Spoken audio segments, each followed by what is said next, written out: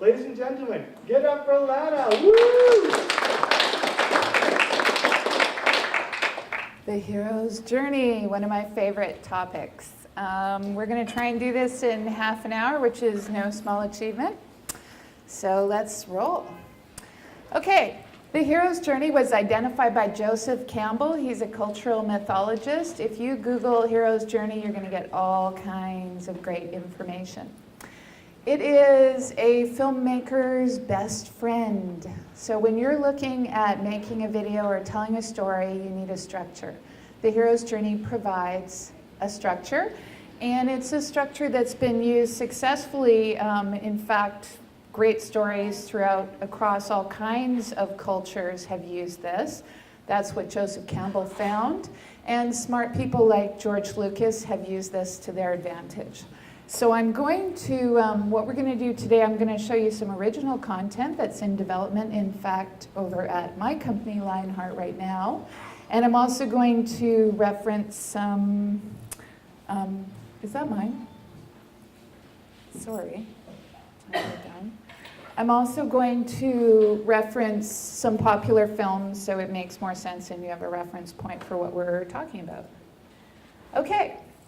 So 5 stages of the journey, and this is, you're going to see all kinds of different ways to describe the hero's journey. This is how it was taught to me by my cultural mythologist mentor, Mike Luttrell. So the new reality, the mentor, the threshold, the dragon devoured, and the return. We're going to cover each of those. Okay, the new reality. This is when something happens that changes your worldview. The hero is shaken.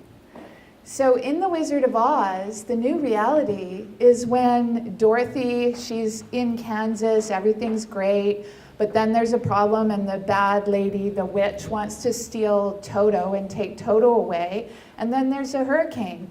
So really, the new reality represents something's changed. So there's something wrong, something that makes your hero in your film or in your video or your nonprofit situation say, oh no, all is not well. And it's the beginning of the evolution of the hero. So as we know, we often have to go through these trials and tribulations, as our nonprofits do and as society does, sometimes in order for us to come out the other side better and stronger. So the new reality is stage 1. Okay, this is really exciting for me because no one has seen this content yet. I chose this specifically because this is very sensitive material. Some of you are, as a nonprofit, deal with issues that aren't always pretty. They can be difficult to talk about. So there's an art to how you do that. This is a project I'm developing out of Washington State. I met a man who is a suicidologist, and he has developed a therapy specifically for people struggling with suicide and despair. And for the last year, I have been helping him try and bring his work to a larger market because this is something that's desperately needed. So the content you see here are from interviews I recently did. The gentleman featured here, his name is Jason. He represents the hero in my short film, and meaning he's someone who was just meandering along as a therapist, met this crazy Rick guy who was doing something different, and said, whoa, hang on a sec. So what he's talking about is actually, he represents the new reality, but he's also speaking about the hero's journey. When he's actually speaking here, he's speaking about his own moment of, my world is shaken, things are not what I think they are, and there's this change that's happening. So I was on the unit, I was frustrated, and I was actually going through a divorce at the time too. So everything, all my ground had just been, shattered. And so I felt like it was a good time because I was open at the time, and I just started getting curious about what Rick was doing. So I would see this guy tell suicidal people things that I wouldn't dare to tell.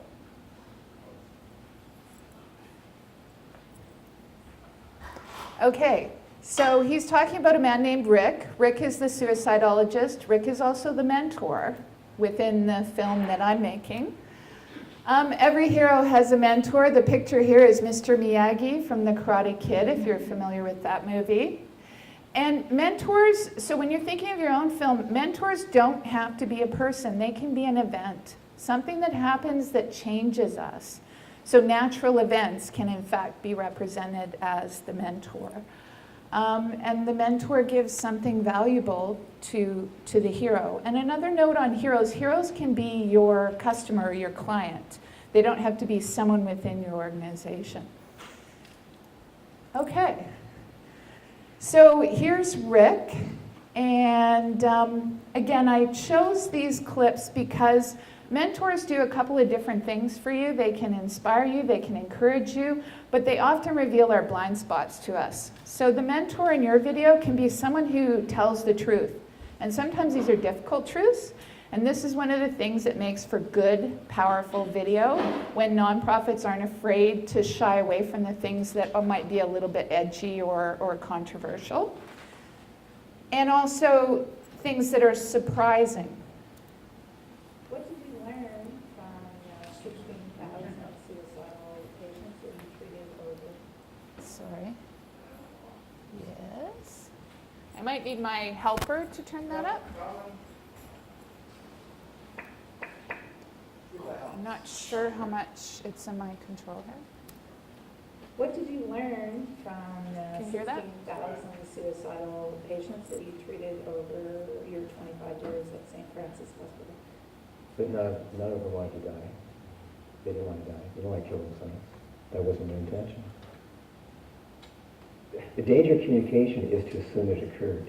The danger in communication is to assume it occurred. People are dying because we're assuming that we know what they're saying.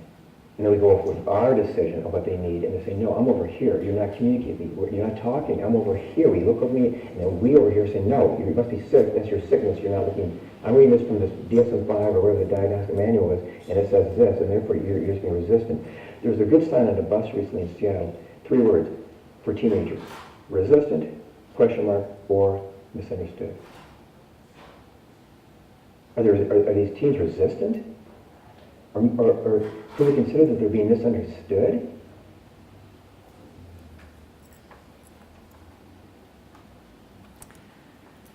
Okay, so the other thing that the hero's journey has is a threshold. So this is the moment in The Wizard of Oz when Dorothy says, "We're not in Kansas anymore." So this often represents a transition point within your story. There can be multiple thresholds, in fact.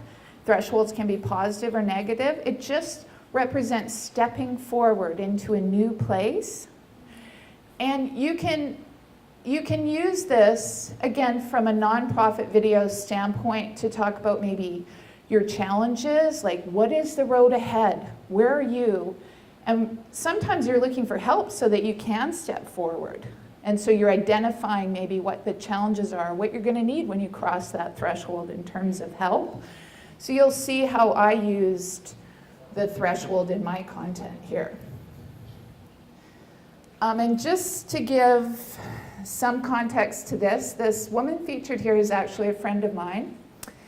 And she represents, in terms of who's the market I'm speaking to, she's what we call a suicide survivor, which means someone in her family committed suicide. So in her case, it was her 16-year-old daughter.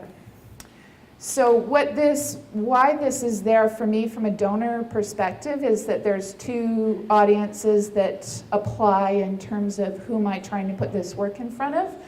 And one are people who are suicidal, people treating people who are suicidal, and also families of survivors, because this person's work has implications for how we understand suicide, and I think for healing for families, even if it's too late for the person that they cared about. So this is Barb. Since Hayden's death, you come across some other families who had either teens who are suicidal or completed suicide. Can you just comment on their experience with the system? Are they getting the help they need? Nobody's getting the help they need. There's a lack of help. There's a lack of resources.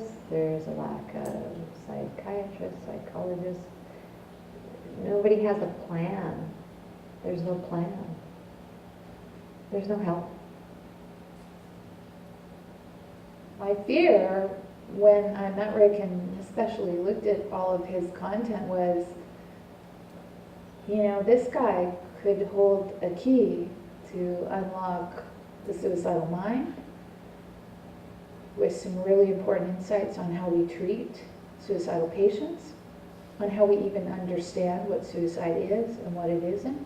But that if we don't help him bring this to market, that this is just going to stay small, and the only number of people that he can help are those patients lucky enough to find their way to him.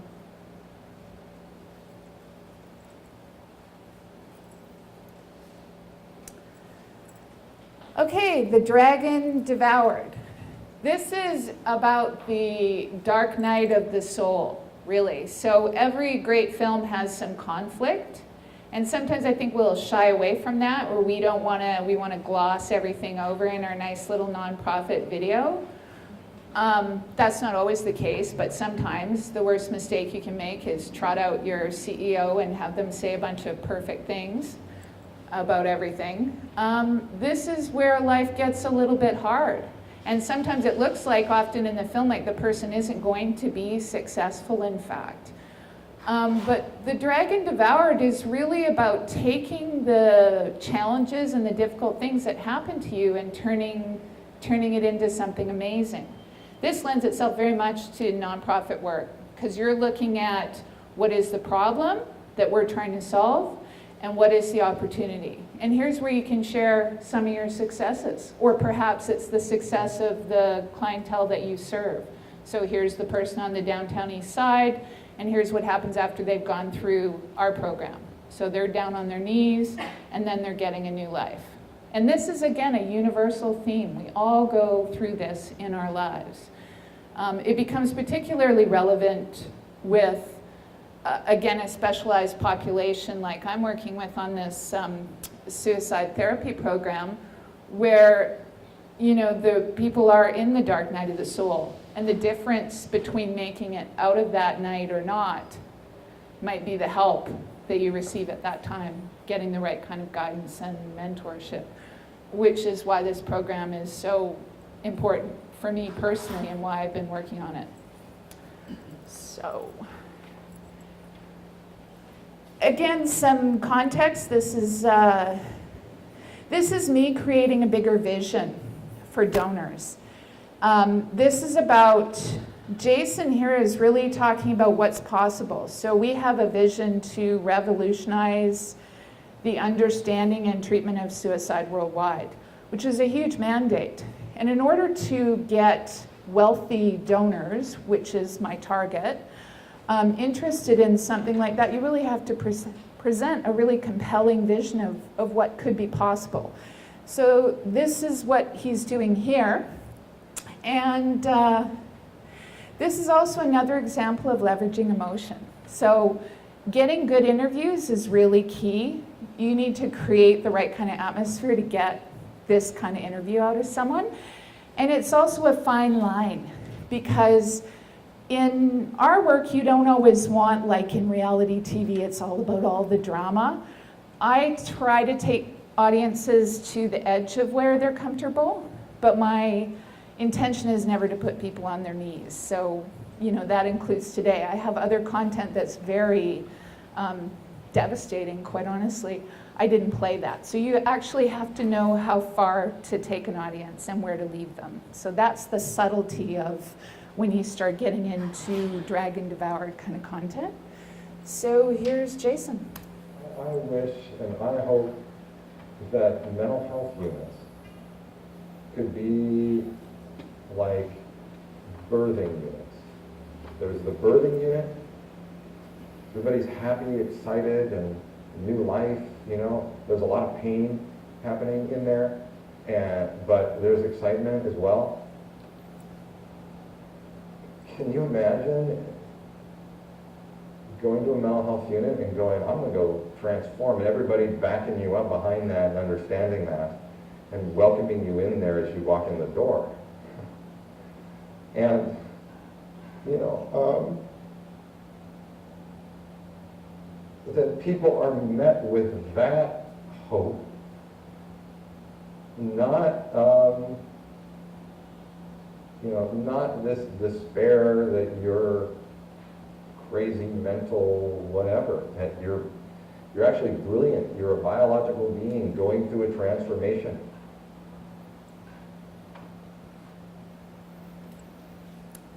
And the return. This is the homecoming. In The Wizard of Oz, this is where Dorothy taps her heels together. There's no place like home. There's no place like home. Heroes are no good if they ride off into the sunset with all their lessons.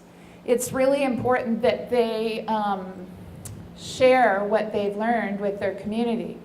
And again, that's a great role of nonprofits, why the hero's journey lends itself so much to nonprofit video, because you have the mandate of teaching important lessons to the larger society. And that's what a transformed hero, that's what their mandate is to take what their mentors and their journey has given them and then bring it back in the world and share what those lessons are so that others can benefit and we can have a better world. So there's the picture of E.T. saying goodbye as he heads back to his own kind, and a poem by T.S. Eliot about how at the end of our exploring we arrive where we started and know the place for the first time. So again, this is actually about an internal journey as well as an external journey. So when people are having conversations about it, or you're having conversations like this within the context of video, the hero's journey is a subtle thing at times, but it can be just someone sharing a personal story about the change they've gone through, or it can be, again, external examples of how you've brought whatever your work and your nonprofit is forward in the world. And again, when you have to know what those lessons are and what your messages are that you want to communicate. So in the next clip from my own content, I'm going to stop it a couple of times. I'm showing a few of sort of the heroes within my film sharing some of their key learnings, and I'll explain why I chose that clip.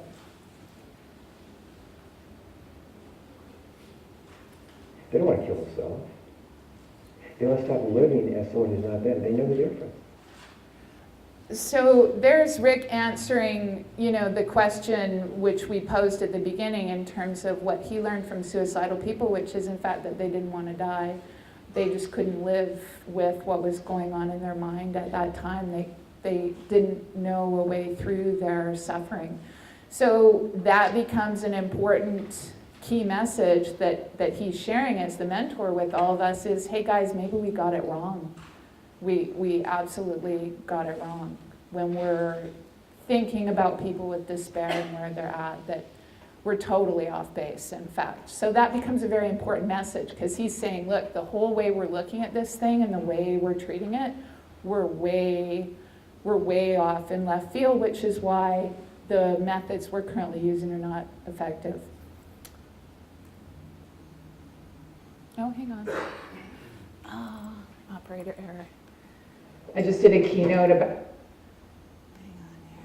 They don't want to kill themselves. Okay. They want to stop living as someone who's not them. They know the difference. The people that I see tell me other people that are suicidal need this information.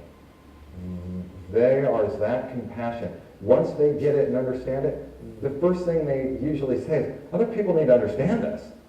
Well, I've been to a bunch of different places. They need to get this.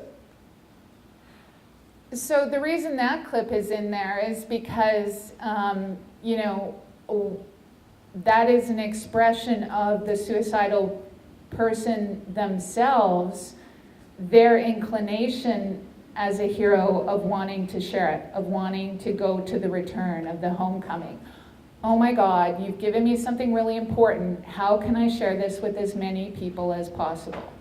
And that's always the mark of the hero, that they've been through a transformation, some kind of healing, and they feel absolutely compelled to share this. So the other thing it does for me from a donor standpoint is it identifies that there's a market for this work, and it identifies that my stakeholder group, the clients for this therapy, are very happy, and in fact that they're the ones saying, oh my God, please share this with everybody. People don't need to be suffering the way they are. So that's why that clip is there. And the last clip is Barb. So of course she has credibility because she represents basically the system that did not work, and her perspective after learning about and going through some of Rick's work. My hope for this project is that people will look and see that there are alternative forms of therapy that work, and it needs to be shared. It so needs to be shared because the system we have now is so broken.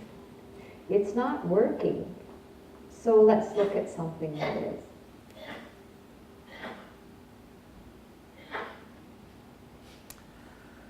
All right.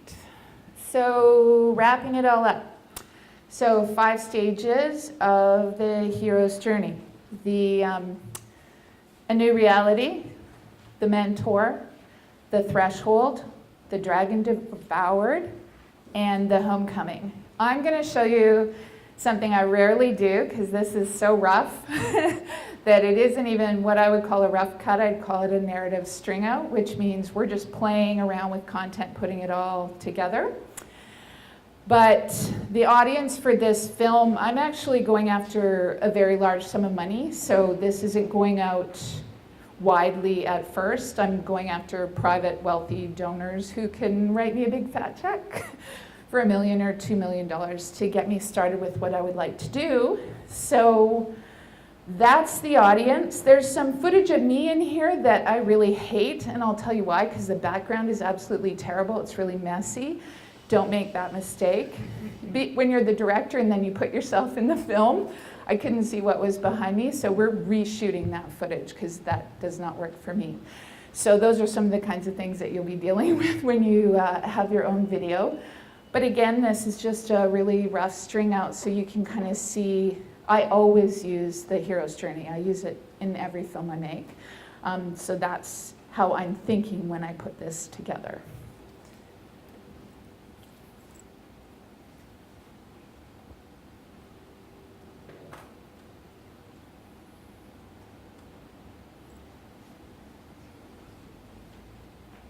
What did you learn from the 16,000 suicidal patients that you treated over your 25 years at St. Francis Hospital?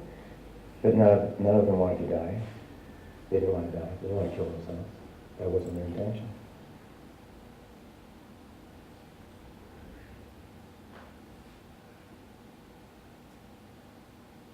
So I was on the unit, I was frustrated.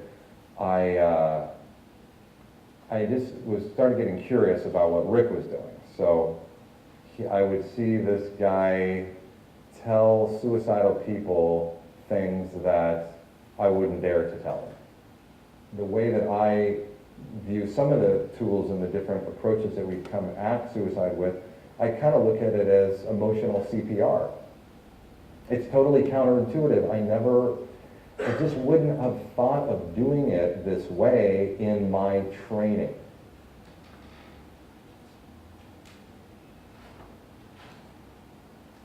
He's using visuals. You know, the filmmaker side of me knows the power of visuals. He's using storytelling, metaphors, poetry, power of words. They'll say, I'm trapped. I'll say, where are you trapped? They'll say, I don't know. I'll have many, many images and models that show someone in a trap. And it usually shows a paradoxical situation where they're caught between two opposing forces. They say, I'm in that picture, that's my, yeah, that's me there. And I have them to talk about, tell the story of how did you get there? Where is it? Like, I get curious and go below their intelligence. I play stupid, I play dumb. I don't seem like I know. I just get curious. I have to get curious because we need to awaken curiosity, because curiosity is awakening care and wonder and love. They are in a fear-based place. They want to get to a place of love, but they can't when they keep making fear-based decisions. But the other thing that I see is this almost spiritual, psychological, transformational moment that they're at that we can all learn from. We all need to transform, I think.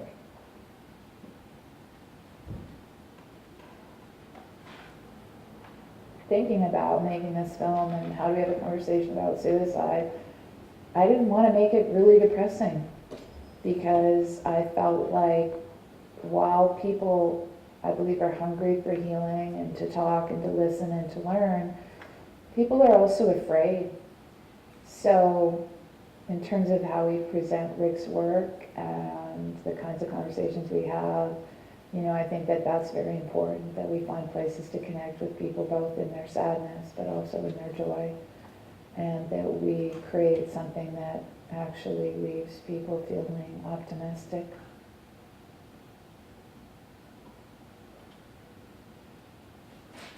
My fear when I met Rick and especially looked at all of his content was, you know, this guy could hold a key to unlock the suicidal mind with some really important insights on how we treat suicidal patients, on how we even understand what suicide is and what it isn't, but that if we don't help him bring this to market, that this is just going to stay small, and the only number of people that he can help are those patients lucky enough to find their way to him.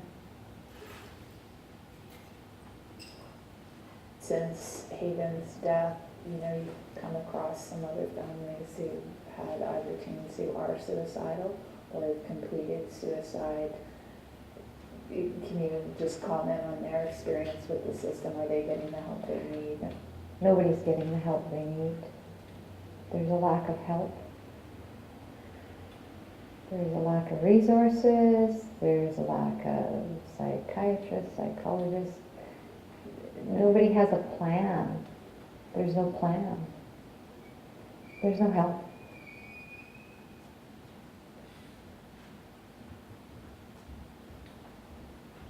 And had I known about somebody like Rick in the middle of all that turmoil, as a parent of a child in crisis, I would have went to the end of the earth to find him, to help my kid. Do you think there's other parents in that situation just doing everything they can, but it's not working? Yes. I think 9 out of 10 of them are. Yeah. There's lots that are just going in circles. Yeah. It's got to change.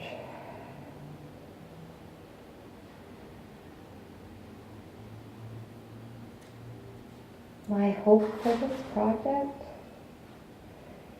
is that people will look and see that there are alternative forms of therapy that work, and it needs to be shared. It so needs to be shared because the system we have now is so broken. It's not working. So let's look at something that is.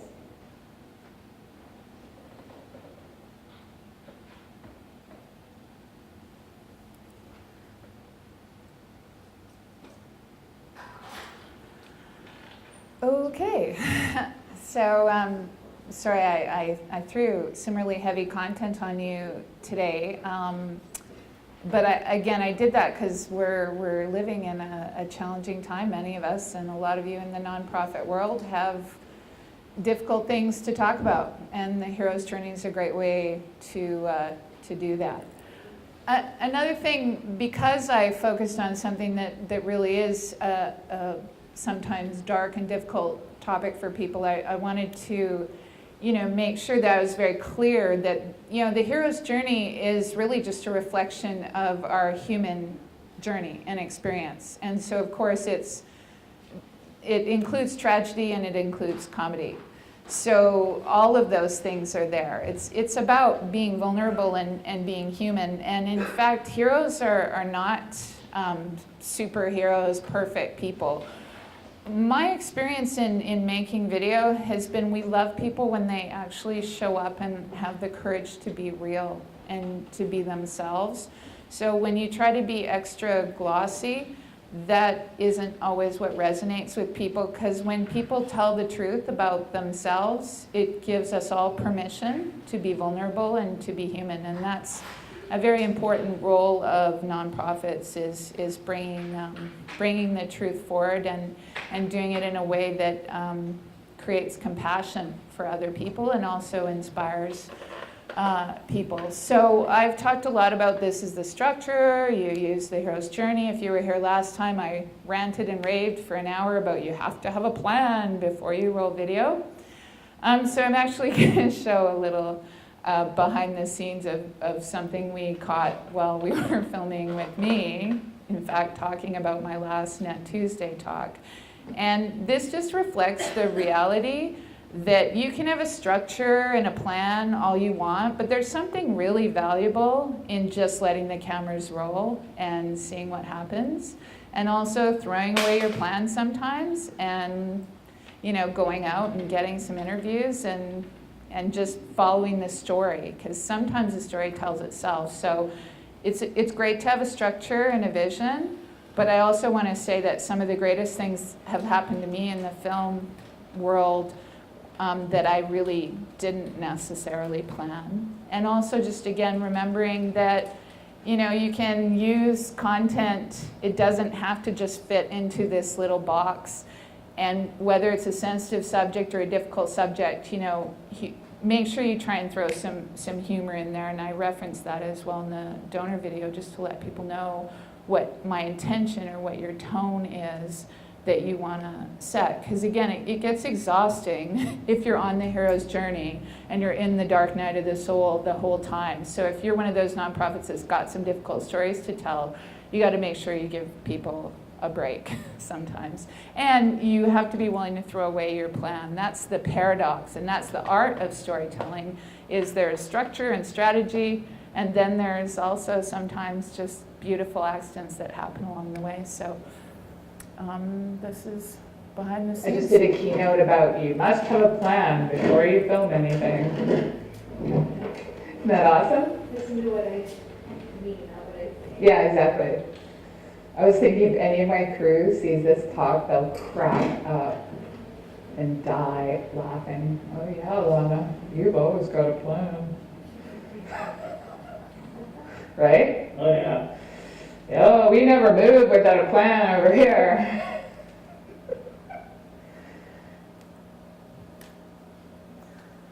So if you want to hear more about Rick's work, suicidetherapy.com is the website there, and this is where you can find me. Thank you so much for listening, and I'll hang around a bit after, so if anyone has any comments or feedback, I really welcome that. This is, again, brand new content, and a very challenging subject that I'm taking on, so the good, the bad, and the ugly, you can drop me an email or let me know what you think. Thank you so much.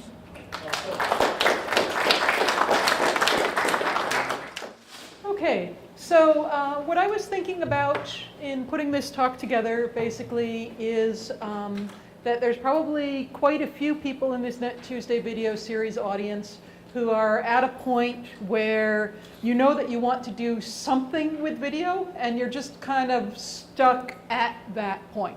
I developed this largely for the people who are thinking, okay, I want to do something with video and I'm still trying to brainstorm my way through what is the best story for us to tell, what is the best way for us to use this medium, you know, what kind of message are we trying to put out there and how do we do it. And so I was trying to lay down some guidelines, things that you want to make absolutely sure you think about right from the start so you get a video that's effective. And then also a couple of prompts, you know, kind of things that might help spark your creativity as you're brainstorming your way forward through those very first steps. And I know now that there are some people in the room who are very, very involved with video. So this may be elementary for some of you, but that's the way it goes sometimes. And I'm going to just whip through the PowerPoint, try to do the PowerPoint part pretty quickly, and then I have also a work in progress to share. I thought I would just share that at the very end and talk about what type of thinking has been going into this work in progress and how it relates to some of the principles that I just talked about. So my background is that I'm coming from over 10 years as a fundraiser, mostly grant proposal writing. I've raised over $20 million, and that was through the power of storytelling. So another question that was kind of guiding this as I put it all together was, what are some of the storytelling principles that made me successful as a grant writer, and how do those apply to video as well? What are some of the common rules of storytelling that you see throughout all these types of work? And a big question that Allanah and I talked about as we were getting ready to do this was knowing who your audience is, right? That's a crucial part of making your video. So what do I know about my audience tonight? I know that you're interested in video, or you wouldn't be here. I know that it's highly unlikely you have a staff position or a department for video within your nonprofit, because again, it's unlikely that you would be here if you had that. And I know that most of you are sort of involved in Net Squared. You're interested in nonprofits and technology generally, as well as this specific video series. So, based on those assumptions about my audience, what are some of the common issues that come up for nonprofits in that position?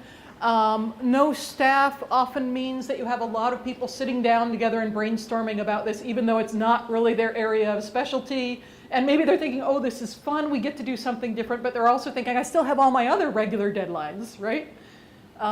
So you end up with this process where nobody is really asking video-centric questions. The person who's been put in charge is maybe just in charge of dealing with video temporarily. Some of the problems that can happen that way is that people just charge right into it without sufficient planning. And as with so many things, as with any kind of storytelling, 85% of it really is having a good plan before you get started. So, top two planning. I apologize for my cheesy graphics, but anyway, so who is the audience? Who are you making this video for? Huge question, but amazingly, some people will charge forward without thinking about that. They're thinking about like, oh, how can we make this viral? What's a viral video that we've seen? And how can we be cool like that one, you know? Or they're thinking about how can we really have fun with the process. But the absolute questions you need to start with are, who is our audience and what do we want them to do or think as a result of seeing this thing? Just, you know, can't emphasize it enough. Make sure you start with those two. And here's some examples of who your audience might be. I said I was going to whip through this, so I'm not going to actually read out these examples for you. I will point out that the bottom one is my favorite and the hardest to do, right? For all nonprofits, how do you get your message out to people who do not have a pre-existing interest or a pre-existing inclination to agree with you? And video does have a lot of potential to start making those type of inroads in ways that something like a grant proposal certainly does not. But you know, then you have to think a lot about distribution and how are you going to phrase your message. If you're used to phrasing it for people who are already on your side, right, then you have to do it very differently when you go after that last audience. What do we want them to do? Give money is a pretty common one, of course. I have volunteered to give another talk in this series that's going to be about effectiveness of nonprofit video, and so at that point I'll talk a lot more about whether or not people actually, like, do viral videos succeed in making money is an important question. that we're not going to get into tonight, but it's a very important question to think about. You know, some other things you might want volunteers, you might want people doing letter writing or telling all their Facebook friends about something. You might want, like Stevie Wonder raised that example of the Follow the Frog video, and they wanted people to change their shopping habits. And the thing I wanted to point out about Stevie's comment that was really interesting to me, that Follow the Frog is one of my favorites as well, but I hope you don't mind me pointing this out. You said, I can't remember who it's by. Right? And this is a problem with really good videos sometimes, is that we remember the story, we remember the fun way it was presented. They did not make a big point of slapping their name all over it. Right? That was the Rainforest Action Network, I believe, but I only remembered that because I looked it up just recently. That's, uh-oh.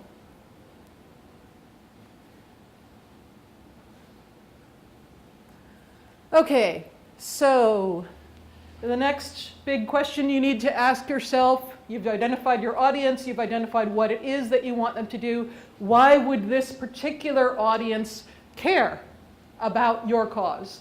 You know, and again, thinking about whatever types of marketing and communications materials you've already got, and who are they for? You know, your video may not be aimed towards exactly the same types of people, and so you may need to ask this question all over again. You know, if we're putting it out there on the web, or if we're making it a part of presentations or whatever, why would this audience care about what it is that we do? And for those of you who are already very involved in the nonprofit world, you've heard this phrase a million times. Linkage, ability, and interest is what we talk about all the time in terms of fundraising. And that is, when you're asking somebody to give money, how are they connected to your organization? Ability means, of course, how much have they got? What do we know about how much they've given to other types of organizations? And interest means, what are the particular angles of what we're doing that are interesting to this person? You know, a lot of organizations are doing several different things, or they're doing something that can be spun in several different ways. So how do you latch on to their individual interests and give them a tailored ask? Now, in the case of video, one of the things I was thinking about is, you know, you can think about these three things in terms of search engine optimization as well. And that's going to be an issue down the road for anything that you're doing on the web, including video. So think about this audience. You've already asked yourself who's the audience. Think about this audience in terms of those three things. How do they already know who we are? And if so, how do they already know who we are? You know, what is their ability to do whatever it is that we want them to do? Does it require a lot of effort or just a little effort? And what is their reason for being interested in us? And brainstorm a bunch of words that they might use as search terms if they were Googling based on any of those things, right? Think of a linkage, ability, and interest list of words. And basically, this is like part of my trying to give you guys some tips for brainstorming, basically. So one of these things might be to just come up with this list of search terms that your intended audience might conceivably use, and how can you make a video that, yes? And if you're not very creative like me, Google has a keyword generator. So you guys don't know 2 or 3 words, Google will give you another 50, and that can show, this one is used 50 times, this one's used like 5 million times, so maybe you want to use that word. Google keyword generator, it's smarter than me. Anyways, yeah. Good point, thank you. That's, okay, I'm gonna keep moving along here.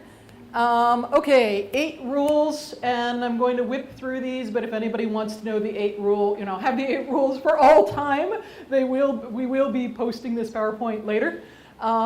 So start off strong. In grant proposals, you know, they're often asking you for like 200, insane things sometimes, like a 250 word summary, or and you have to try to figure out how to do something that really grabs people within that 250 word summary, because it's the first thing they're going to read. And no matter how much they're being required to be objective by their employer, their enthusiasm for reading the whole rest of your proposal depends on whether or not that first little bit is interesting to them, right? And with a video, the numbers vary a lot, but the one I keep hearing over and over again is 7 seconds. These days, it's 7 seconds. It may get even shorter as our technology goes along. If your video does not grab somebody within the first 7 seconds, and if they don't already have strong linkage ability or interests, motivating them to watch this, they're gone. So start off strong. Head and heart, in terms of grant writing, what that usually means is stories and data. And this is something Allanah and I were talking about also. Like what she showed you today was stories. I think for nonprofits in particular, you usually want to work in some data somewhere. It might be at the very end that you scroll some statistics. It might be the context for your video. Because one of the things you need to think about also is taking people from your video directly to a page that emphasizes the thing you want them to do.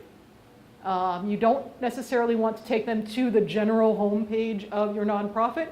You want to have that goal in mind, and so maybe you take them right from the video to a page that has some data.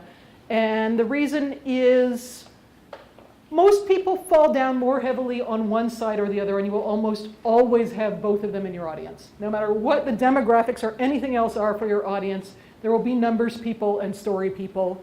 If you're approaching, most grant proposals are decided by committee, and committees make a point of having both numbers people and story people on their board, right? They pick people from various professions that are kind of inclined more one way or the other in their general thinking patterns. And so you want to have something that tips that decision in your favor for both of them. That's familiar themes, but not completely. There should always be a bit of a twist. And we really saw that strongly in Allannah's examples, that she was emphasizing how this person has ideas about suicide that are different from the ones you typically hear. We're not just giving you the same old story about, oh, this is a tragedy, something must be done, right? We're giving you a reason to believe that this project is different and that this project is going to make a difference in a way that you haven't seen before. So a good way to make sure you're describing a problem that's fixable is to work backwards, right? So I said, what do you want your audience to do? Another question is, what are you promising them in terms of a specific change that's going to happen within X amount of time if they support you or if they change their habits or whatever, and then work backwards from that, right? Think about what is this specific measurable thing that can be accomplished if you help us in doing whatever we're telling you to do, and then work backwards to describe a manageable problem. There's a lot of videos floating around out there on the internet that just leave people feeling overwhelmed, and just leave people feeling like, oh my God, global warming is going to kill everything within 100 years, so why care about anything, right? It's all gonna burn, right? So don't make another one of those. I think we're all kind of tired of watching videos that just leave you feeling hopeless, plus which it's a waste of your time and money to make a video like that. Okay, so number one question you've got to answer. Yes, I had two other, here's your first questions, and they are. Your first question still is, who's the audience and what do you want them to do? But then a really key one, after you've figured that out, is why should these people care? Huge. Do not forget to answer that one, and do not forget to have an outside audience look at your video, because you're very, very caught up in whatever your particular cause is. For you, you don't really need to ask yourself, why should I care anymore? You're like eating, breathing, sleeping this stuff. So ask somebody else. Ask your aunt that's always skeptical about everything you do to take a look at this thing and, does this grab you? Do you understand why it is that this matters? This is a huge one that I learned not so much from my grant writing process, but from the results of some of the projects that I helped to fund. And I didn't name any of those projects on here. You're not going to know who that, but anyway, some of the projects that I helped to fund were brilliant, and they had not thought about how are we going to get people to buy our product? How are we going to get people to come to our, our wonderful display and so forth and so on. And it just kind of was a blip on the radar screen, and 10 of us who were involved at the time know that it ever happened. Which, don't let that happen to your video. So there's another important thing to think about from the start. How are people going to find this thing? And then just in terms of storytelling generally, if you're feeling stuck, I think a lot of people who are new to trying to do something kind of creative feel like they have to begin at the beginning and plow through from there. And you don't have to. Like a lot of people, this is another thing where it seems to be you have one type of brain or the other. You have the type of brain that likes to begin at the beginning, or you have the type of brain that really likes to kind of say, what is the heart? Let's start with the heart, and then let's kind of go outwards from there, or let's even start at the end of the story. We know what we want people to do, so what sentence or two do we want to end this video on, and then start thinking backwards from there. Okay, if that's where we're trying to end up, then what would be a good place to begin in order to end up there?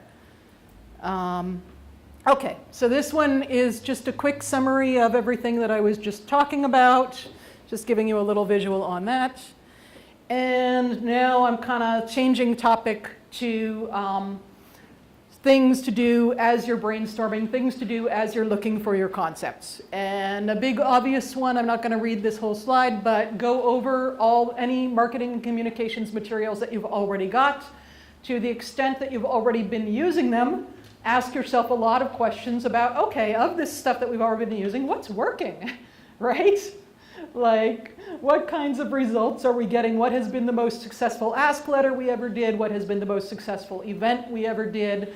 Do we have donors we can talk to who were involved in those things, and ask them to open up about what were some of the key words, or what was sort of the story it sparked in their own mind that inspired them to give as a result of that. And again, maybe you're looking for other things besides giving, but you get the idea.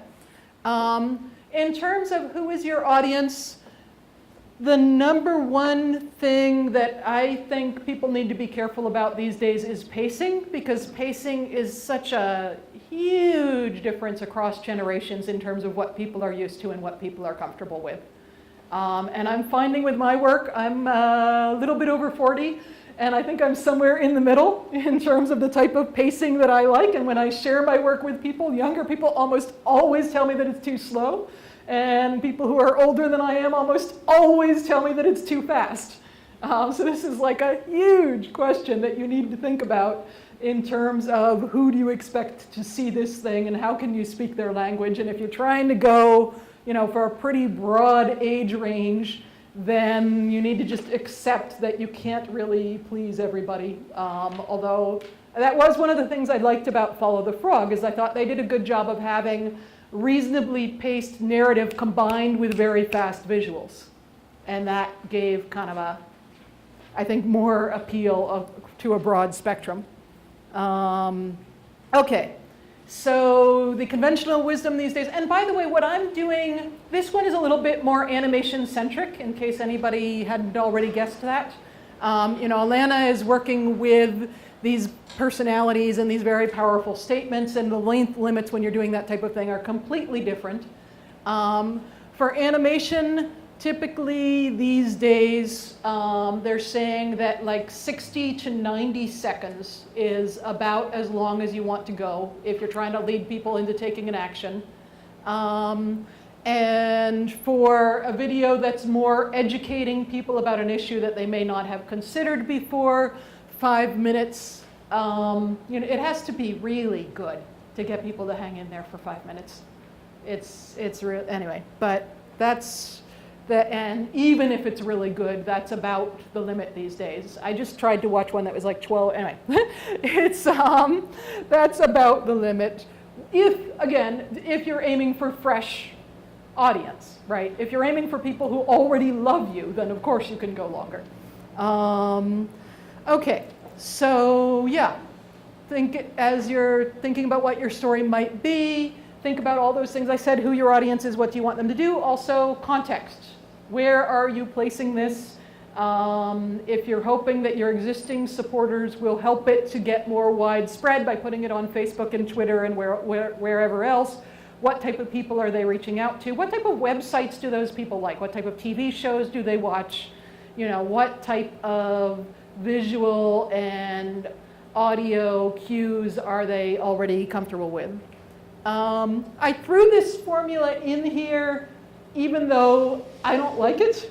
I think if you do something that is exactly 1/3 empathize, 1/3 explain, and 1/3 call to action, you're going to end up with something that looks formulaic.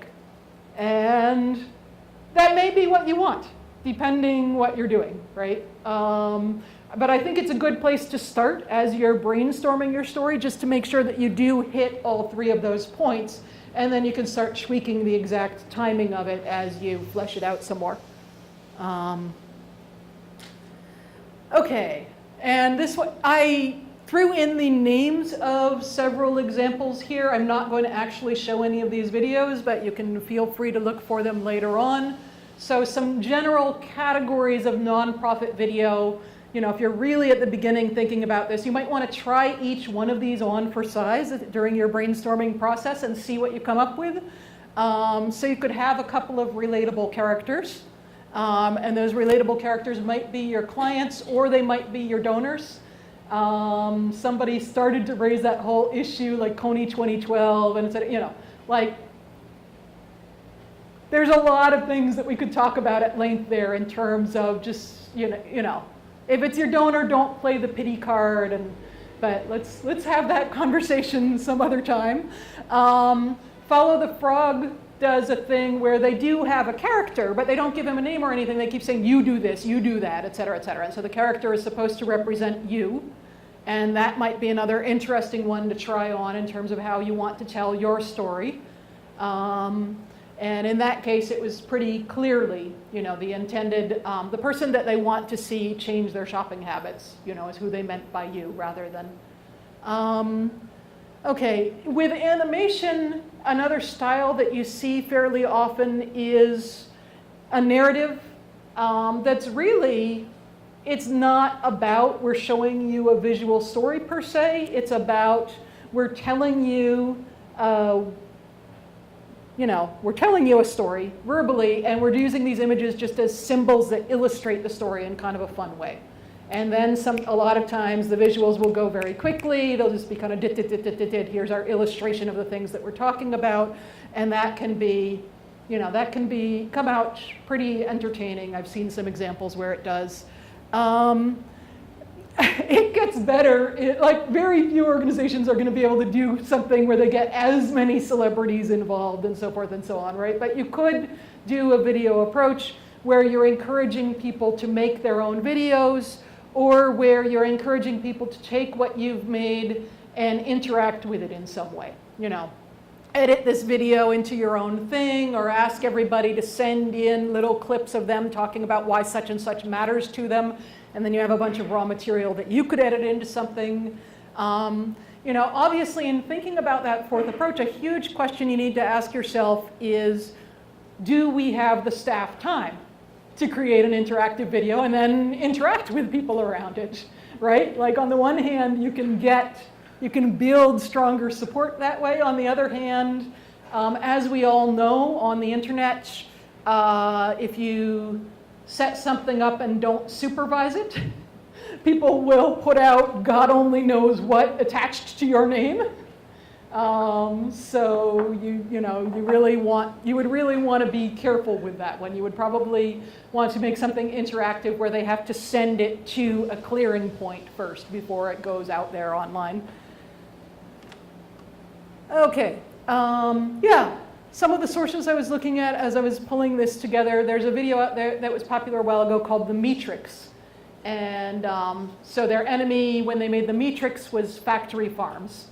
And they were, thinking they were having a really, really hard time coming up with, they were making all these draft videos. This is, anyway, Free Range Studios.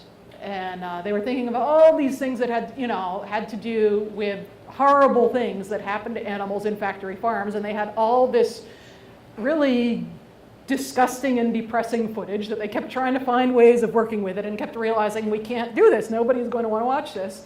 And then they had this idea, well, the factory farms are telling this myth, right? They're trying to make people think as if their meat is coming from this beautiful farm with, you know, happy animals and lush pastures and, uh-oh, am I cutting it close? All good, it's all good. No. Okay.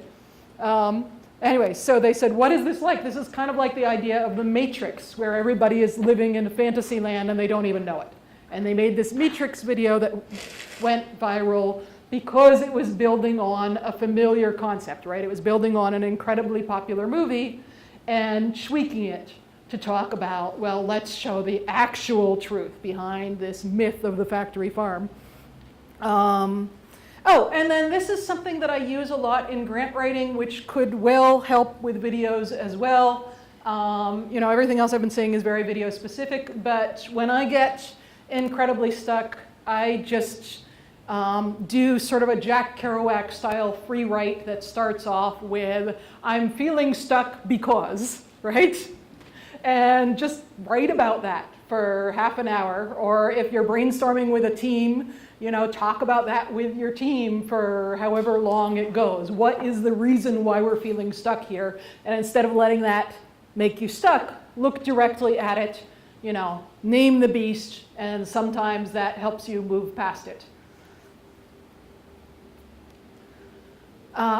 Like I said before, make really, really sure that you show this thing to a test audience. It's so easy to end up telling a story that only makes sense to people within your little family because you have no idea how much you've developed your own language over time. Title is a big deal nowadays. Upworthy, I don't know how many of you have followed or seen something or other from Upworthy, but it's horrible. Their titles are so good. It really annoys me how frequently I end up clicking on these darned Upworthy stories, and they always brainstorm at least 25 titles before they consider themselves to be done. So obviously, once your video is finished, thinking of a really ideal title for it, you know, in terms of your audience and what they might be looking for is obviously very, very important. But also if you're feeling stuck and you're brainstorming and trying to get started, you know, brainstorm some titles and maybe you'll throw them out later, but you may still find that just coming up with a really good title helps the whole video concept start to fall into place. And the same with where will you promote it. Sometimes just knowing where it's going to be might help the whole concept start to come to you. So these were some of my sources for this, if anybody wants to check them out. And now what I'm going to do, my little work in progress that I'm going to show you, and it's very, very drafty, is for an organization called Real Causes. And Mohammed is the founder of Real Causes. He's here tonight, and he's actually going to see this for the first time. So he has some idea what to expect, but not exactly. Everyone's feedback. Yes, and that would be great. I would love to get some feedback on this thing. I'm going to show it. It's only like 45 seconds long. I'm just going to let it run through, and then I'll talk a little bit about what was the decision-making process on what we've got so far, which I'm just going to, again, this is the first draft out of what will probably be 4 or 5 iterations. For those of you who are already involved with video, like that will probably look very familiar, all the cheesy things that happened in the first draft. And for those of you that aren't, maybe it will be entertaining. I'm sure it will be great. I love this type of client. Well, where is it? Here it is, I think. Oh, no. This is me an example of trying to prove to people. Eli is going to promote your cause, Mom. Maybe it's not hard, is all I'm just trying to say to people. Nope, don't need that. Nice graphic there. Thank you, I've become quite an artiste. There we go. Okay. I'm going to stop making excuses and just play it.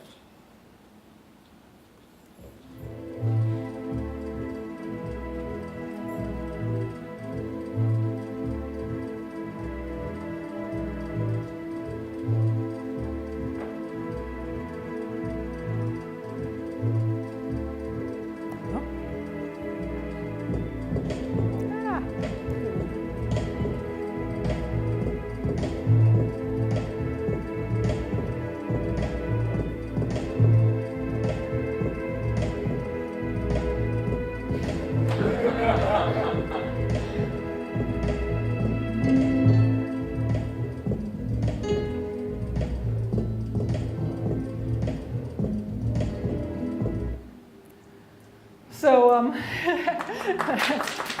thank you. So one of the things I was thinking about here, I mean, obviously this is a very, very simple little video, but one of the things, I said in my PowerPoint that you never have a captive audience. In this case, we sort of do have a captive audience, right? Because this video, the context for this video is that it's going to be shown before the movies.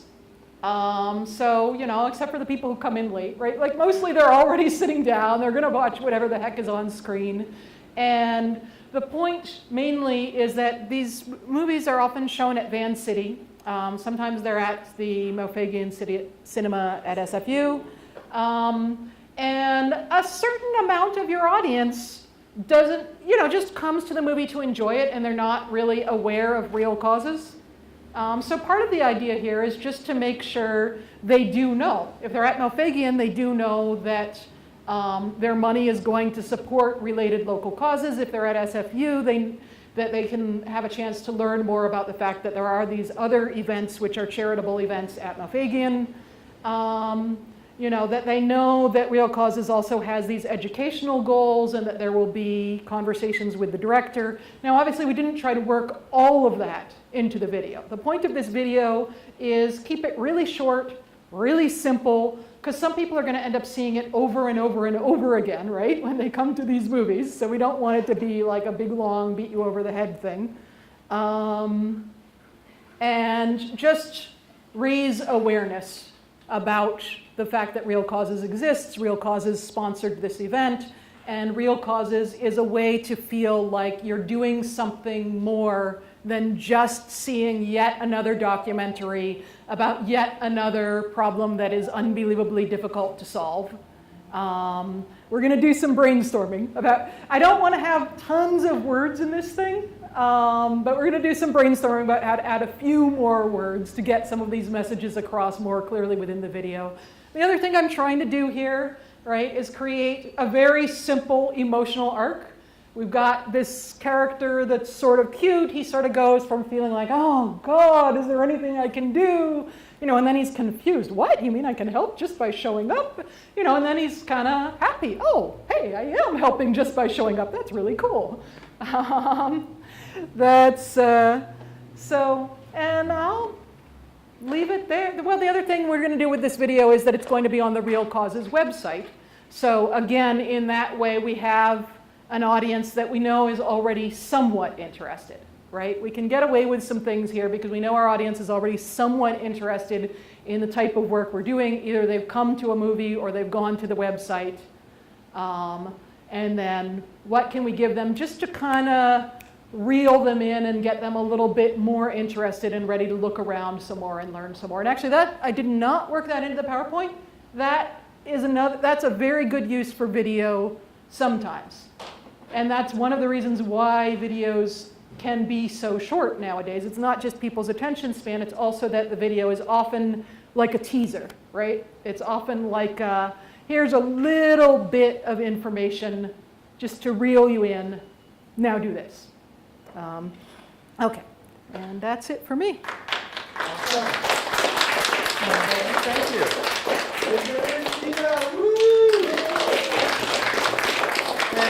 And Allanah, she's pretty great.